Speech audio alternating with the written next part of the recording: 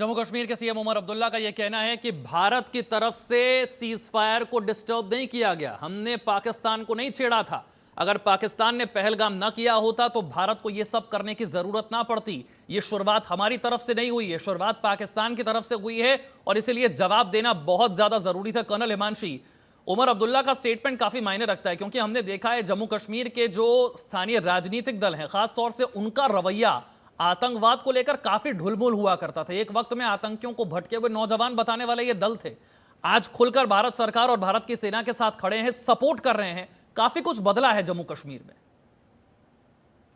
बिल्कुल, देखिए, जब आपने जम्मू कश्मीर को एक तरीके से अपने राज्य का दर्जा दिया है और वहां इलेक्शन कराए हैं, तो आपने कहीं ना कहीं प्रजातंत्र में उस विश्वास को पूरी तरह से स्थापित किया है। जब वो विश्वास हुक्मरानों में स्थापित किया जाता है तो उनकी भी ये नैतिक जिम्मेदारी हो जाती है कि उस विश्वास पे वो खरे उतरे। और इस समय जो बयान जम्मू एंड कश्मीर के चीफ मिनिस्टर साहब की तरफ से आ रहा है, ये यही दर्शाता है कि वो इस मुश्किल देश के साथ हैं और भी नपे तुले शब्दों में जवाब दे रहे हैं। वो कहीं से भी जो सेना का या जो दिल्ली सभाएं हो रही हैं का समर्थन कर सहयोग कर रहे हैं, कुछ ऐसी बात नहीं कर रहे जिससे अस्थिरता आए।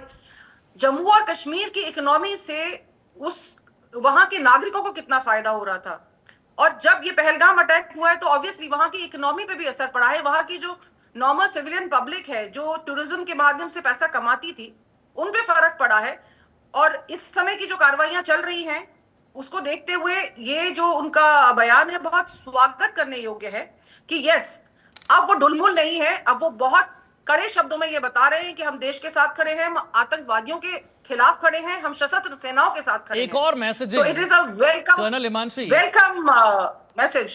कर्नल हिमांशी, एक और बड़ा इंपॉर्टेंट मैसेज यहां से गया। एक तो हमने बात करी महिला ऑफिसर्स की जिन्हें आगे किया गया, एक और इसमें मैसेजिंग थी। एक थी कर्नल सोफिया कुरैशी और एक थी व्योमिका जी। हिंदू और मुसलमान, ये कोशिश किसने की? पाकिस्तान ने की। क्या कोशिश की? नाम पूछकर, धर्म पूछकर मारेंगे कि भारत में हिंदुओं और मुसलमानों के बीच में टेंशन आ जाए, ये जो एकता है इसे डिस्टर्ब कर देंगे। इसका जवाब भी भारत ने दे दिया। 2 महिला ऑफिसर्स आई, एक हिंदू आई, एक मुसलमान आई। भारत ने बता दिया भारत एक है। ये धर्म में, नामों में बांटने की कोशिश जो पाकिस्तान कर रहा है, सोच रहा है कि हिंदुओं को नाम पूछकर मारेंगे तो भारत में टेंशन हो जाएगी, भारत में सांप्रदायिक माहौल खराब हो जाएगा, कोई कॉन्फ्लिक्ट, ऐसा कुछ नहीं वाला। ये भारत मैसेजिंग ये भी है कर्नल सोफिया कुरैशी और व्योमिका के जरिए।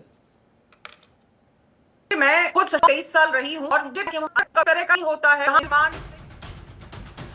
और प्रधानमंत्री आवास पर सीसीएस की बैठक भी शुरू हो गई। इस ब्रीफिंग के बाद रक्षा मंत्री राजनाथ सिंह प्रधानमंत्री आवास पर अब मौजूद हैं। कैबिनेट कमेटी और सिक्योरिटी की तीसरी बार सीसीएस की यह बैठक हुई। हमने देखा पहलगाम के अगले दिन सीसीएस, एक हफ्ते के अंदर फिर से सीसीएस बैठक हुई और अब यह तीसरी सीसीएस बैठक भारत ने अपना जब काम पूरा कर दिया इसके बाद हो रही है। आज की जो ये कैबिनेट कमेटी ऑन सिक्योरिटी की बैठक है, इसमें क्या डिस्कस होगा? रक्षा मंत्री पहुंच चुके हैं प्रधानमंत्री आवास पर।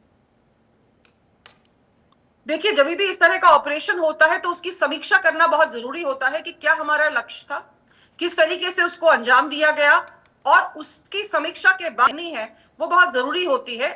अब भाई हो गई तो जो राजनीतिक दल हैं उनका फर्ज बनता है कि वो ऑपोजिशन को और देश की जनता को इसके बारे में पूरे विस्तार से बताएं।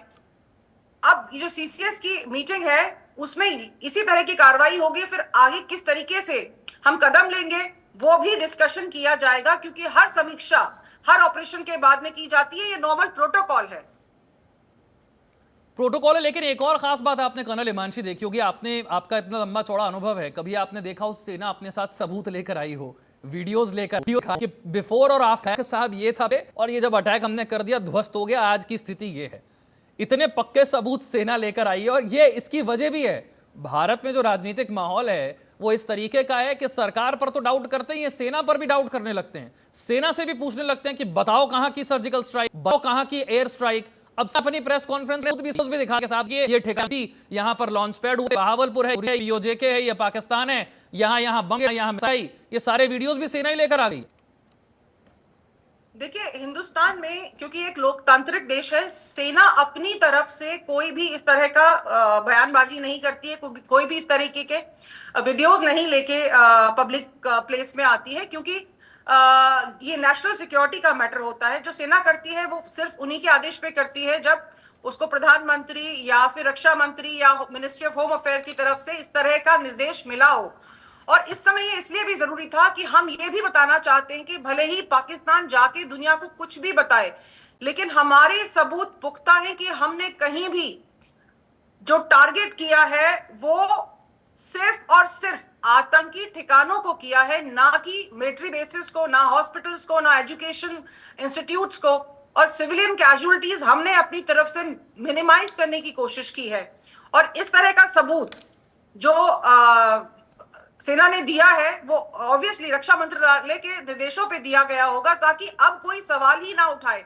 अब सवाल उठने से पहले ही आपको जवाब मिल गया है, तो इससे ज्यादा और आप क्या चाहेंगे सेना से?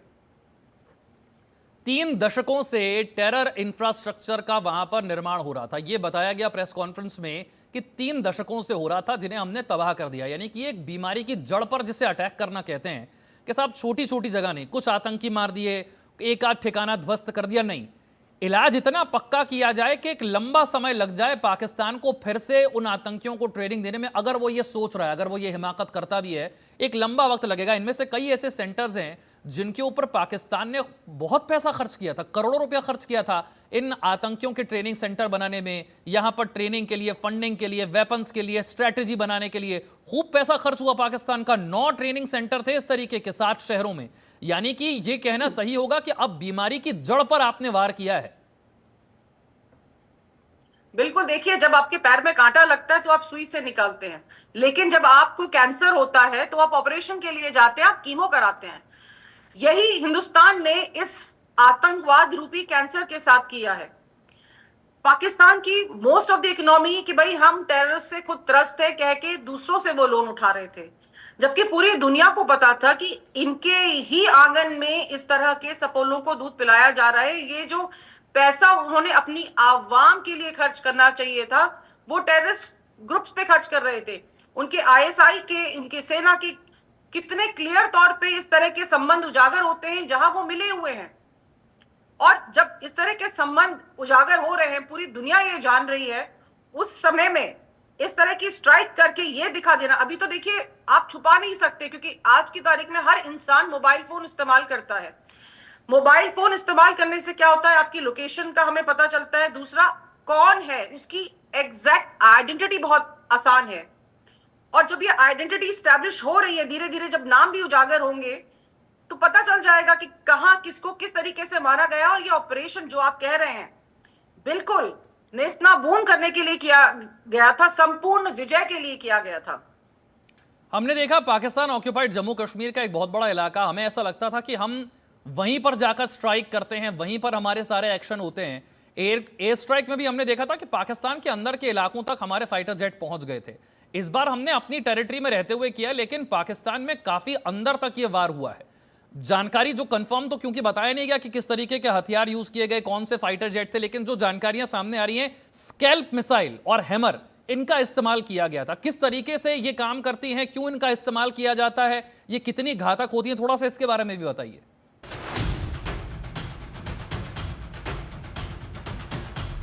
मसूद अजहर का पूरा परिवार खत्म हो गया। सूत्रों के हवाले से यह बहुत बड़ी खबर मिल रही है। ऑपरेशन सिंदूर में मसूद अजहर का पूरा परिवार खत्म हो गया है।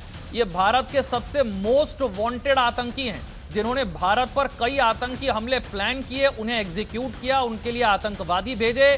कर्नल हिमांशी हमारे साथ है। कर्नल हिमांशी, जो सूत्रों से जानकारी है, मसूद अजहर पूरा परिवार उसका खत्म हो गया है।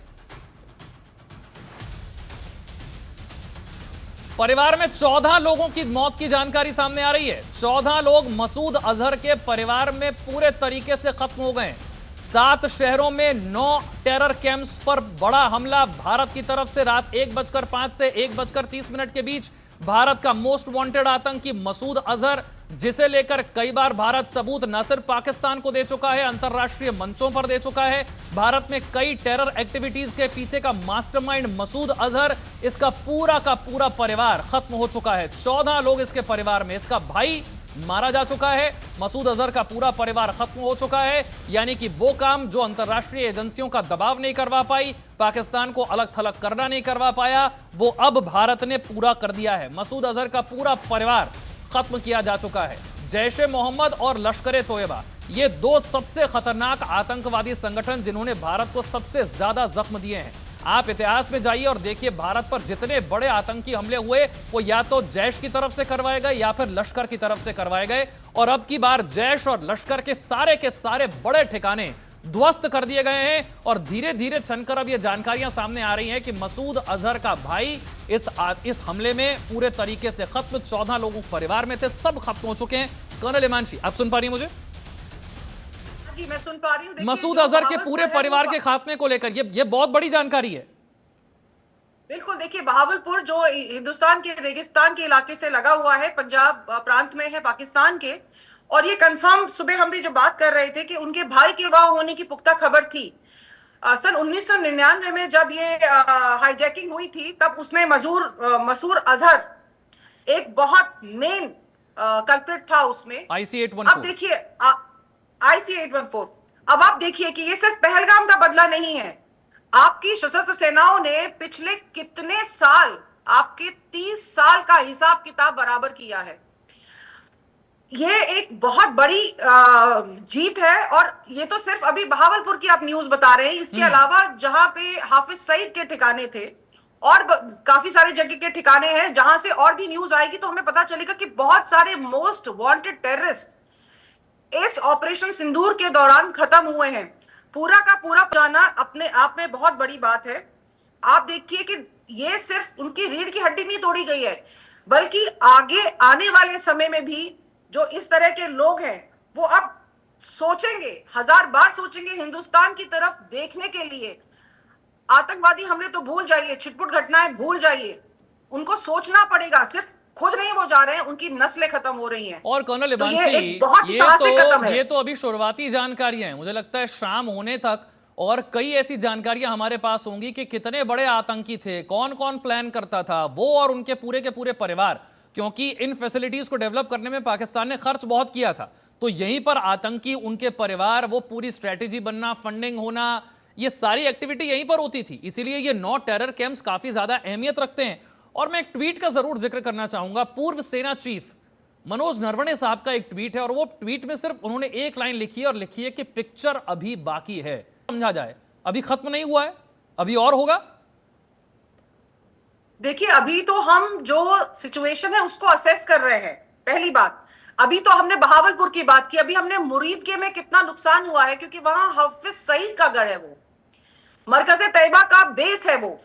और बाग की तो भी हमने बात ही नहीं की। बाग भी हालांकि इंटरनेशनल टेररिज्म को बहुत ज्यादा बढ़ावा दे रहा था,